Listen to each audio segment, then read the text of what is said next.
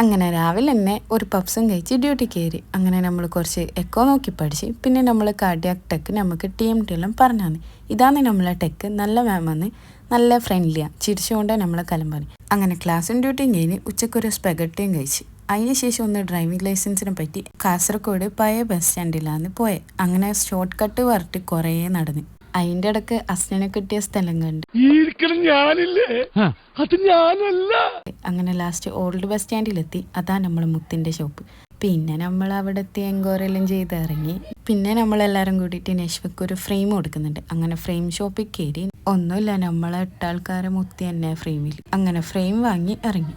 നടന്ന് ദാഹിച്ചുകൊണ്ട് ഒരു 7up വാങ്ങി ഹോസ്റ്റലിലേക്ക് കടന്ന്. അന്നേരം ഈ ബലൂൺ കണ്ട്. ഞാൻ പണ്ട് കുറേ വാങ്ങലുണ്ടേനു. എന്നിട്ട് കൈമെന്ന് വിട്ടുപോയിട്ട് അത് എവിടെയെങ്കിലും പറഞ്ഞു പോകും. അങ്ങനെ ഹോസ്റ്റലിലെത്തി ഓൾക്ക് ഫ്രെയിം കൊടുത്ത് ഷീസ് വെരി ഹാപ്പി. അത് കഴിഞ്ഞ് നൈറ്റ് ആയാലും നമ്മൾ ഫുഡ് വാങ്ങാൻ പോയി. അങ്ങനെ വെള്ളമെല്ലാം എടുത്ത് മസാല ദോശയ്ക്ക് വെയിറ്റ് ആക്കുന്ന ടൈമിലുണ്ട് ഒരു ചെക്കൻ നമുക്ക് 2 ബബിൾ ഗം തരുന്നു.